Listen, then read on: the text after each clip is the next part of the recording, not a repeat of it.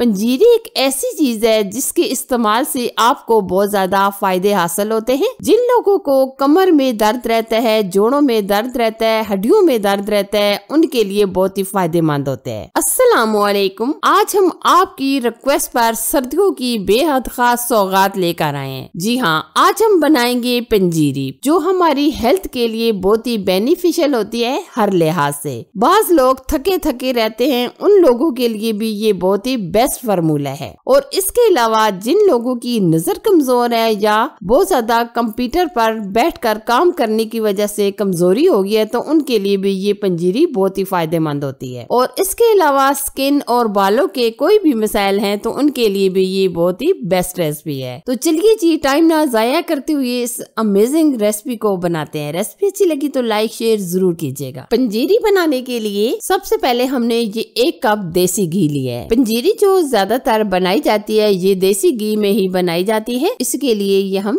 देसी घी लेंगे 2 चम्मच के करीब। घी को हमने हल्का सा गर्म कर लिया है। अब हम तकरीबन आधा कप के करीब लेंगे गोंद यानी चीड़। अब हम चीड़ को अच्छे तरीके से फुला लेंगे। ऑयल में जाते ही ये फूलना शुरू हो जाएगी। आप इस तरीके से बराबर मिक्स करके इसको फूलने तक पका लें। मैक्सिमम 2 से 3 मिनट ही लगते हैं और ये अच्छे तरीके से फूल जाती है। आप देख सकते हैं माशाल्लाह चीड़ हमारी अच्छे तरीके से फूल चुकी है। जैसे ही ये फूल जाएगी तो हम इसे निकाल लेंगे। अगर आप चीड़ की मजीद मिकदार बढ़ाना चाहें तो बढ़ा सकते हैं, लेकिन हमने ये आधा कप के करीब चीड़ ली थी। अब दोबारा हम 2 चम्मच के करीब घी लेंगे जिसमें हम ड्राई फ्रूट को रोस्ट करेंगे। ये हमने लिए हैं काजू, बादाम और ये पिस्ते और अखरोट। ड्राई फ्रूट आप अपनी मर्जी अपने हिसाब से कम या ज्यादा भी ले सकते हैं। ये हमने आधा कप लिए हैं। अब हम ये भी हल्का सा रोस्ट करेंगे क्योंकि ये जो ड्राई फ्रूट होते हैं इनमें थोड़ी बहुत नमी रहती है, तो आप इस तरीके से हल्का सा रोस्ट करके डालेंगे तो इसमें क्रिस्पी सा टेस्ट आ जाएगा और बहुत ही जबरदस्त हो जाएंगे। आप देख सकते हैं ड्राई फ्रूट को भी हमने अच्छे तरीके से रोस्ट कर लिया है। ये सिर्फ 1 से 1.5 मिनट के अंदर ही रोस्ट हो जाएंगे।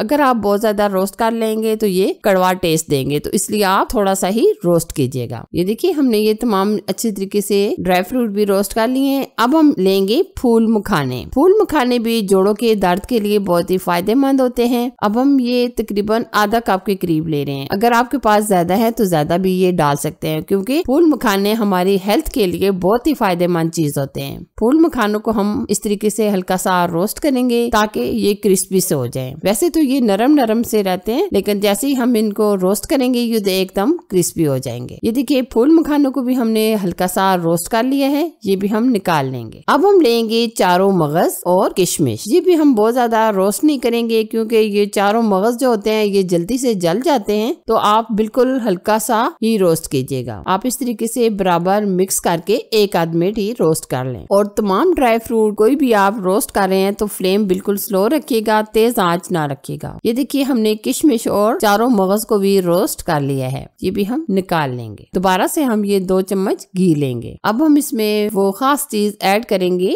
वो हम लेंगे खसखस। खसखस को आप अच्छे तरीके से धो लीजिएगा क्योंकि इसमें बहुत ज्यादा रेत यानी मिट्टी होती है, तो आप अच्छे तरीके से ये धोकर इस्तेमाल कीजिएगा। खसखस को मैंने बहुत ही अच्छे तरीके से धो लिया था। आप देख सकते होंगे ये अभी भी थोड़ी थोड़ी नरम ही है, यानी पानी इसके अंदर मौजूद है। तो आप हल्की आंच पर इसको तकरीबन 5 से 6 मिनट रोस्ट कर लें क्योंकि ये गीली है अभी भी, तो अच्छे तरीके से आप रोस्ट कीजिएगा। खसखस से अगर आपको खुशक खांसी है तो इसके इस्तेमाल से वो भी खत्म हो जाएगी। नजला जुकाम खांसी के लिए बहुत ही ज्यादा फायदेमंद होती है ये खसखस। आप देख सकते हैं खसखस को भी हमने 4 से 5 मिनट लगाकर अच्छे तरीके से रोस्ट कर लिया है, ये भी हम निकाल लेंगे। और अब हमने जो बाकी घी था वो भी हम डाल देंगे। और ये हमने तकरीबन 2 कप के करीब सूजी ली है। सूजी को भी हमने छान कर लिया है। अब हम सूजी को 10 से 15 मिनट धीमी आंच पर रोस्ट करेंगे। आपको पता है सूजी तो खासा टाइम लेती है बुनाई करने में। अब हम बिल्कुल लो टू मीडियम आंच पर सूजी को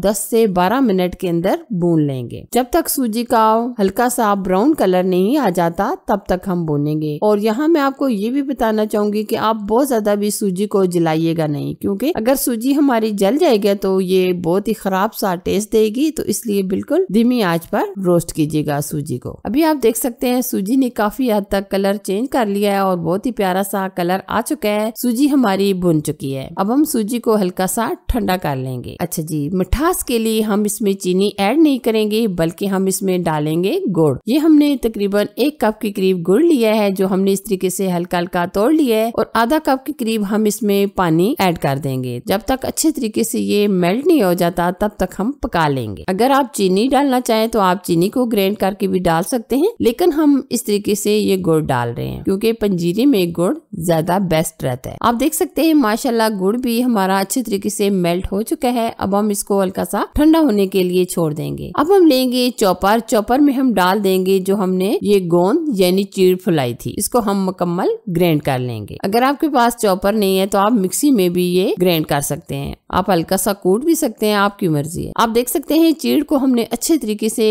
चॉप कर लिया है। अब हम बाउल में निकाल लेंगे। नेक्स्ट हम इसमें जो चीजें रोस्ट की थी वो हम चॉप कर लेंगे। ये हमने लिए हैं फूल मखाने, और ये हमने ड्राई फ्रूट जो बादाम वगैरह रोस्ट किए थे ये भी हम डालकर ग्राइंड कर लेंगे, और किशमिश और चारों मगज भी हम डालकर ग्राइंड करेंगे। सारे ड्राई फ्रूट हमने इसमें डाल दिए हैं। अब हम चॉप कर लेंगे। बहुत ज्यादा भी आप पाउडर ना बनाइएगा, बल्कि आप दरदरा से ही चॉप कीजिएगा। और अब हम इसमें डाल देंगे 1 कप के करीब नारियल का बुरादा। अगर आपके पास साबुत नारियल है तो आप उसको हल्का सा क्रश करके डाल सकते हैं, लेकिन मेरे पास ये नारियल का बुरादा है तो हम यही यूज करेंगे। ये हमने सारे ड्राई फ्रूट वगैरह जो थे ये हमने अच्छे तरीके से ग्राइंड कर लिए हैं। ये जो खसखस होती है ये आपको पता है चॉपर में चॉप नहीं होती, तो आप इसे मिक्सी में डालकर मुकम्मल फाइन ग्राइंड कर लें। ये देखिए हमने अच्छे तरीके से इसको फाइन ग्राइंड कर लिया है। ये भी हम शामिल कर देंगे। अब हमने ये जो सूजी रोस्ट की थी ये भी हम डाल देंगे। ये हमने सारी चीजें शामिल कर दी हैं। एक बार अच्छी तरह आप मिक्स कर लें। आप अच्छी तरीके से सब चीजों को मिला लें। अब हमने जो गुड़ मेल्ट किया था उसके अंदर हम ये तमाम चीजें डालकर बहुत ही अच्छी तरीके से मिक्स करेंगे। आप देख सकते हैं ये बैटर बहुत ही हाथों में चिपक नहीं रहा है, बहुत ही अच्छे तरीके से ये मिक्स हो रहा है और ये अच्छे तरीके से खिला खिला है, बिल्कुल ये आपस में चिपका नहीं है। ये देखिए जी बहुत ही हेल्दी सेहत से भरपूर हमारी ये पंजीरी बनकर तैयार हो चुकी है। यकीनन इससे पावरफुल सर्दियों के लिए और सौगात हो नहीं सकती। तो कैसी लगी ये मेरी अमेजिंग पंजीरी की रेसिपी? अगर आपको पसंद आए तो लाइक कीजिए, शेयर कीजिए, और चैनल पर अगर आप फर्स्ट टाइम आए तो प्लीज चैनल को सब्सक्राइब कीजिए। साथ ही के बेल आइकन को प्रेस करके ऑल पर जरूर सिलेक्ट कर दीजिएगा ताकि मेरी हर आने वाली नई रेसिपी सबसे पहले आपको मिल जाए। Thanks for watching. Allah Hafiz.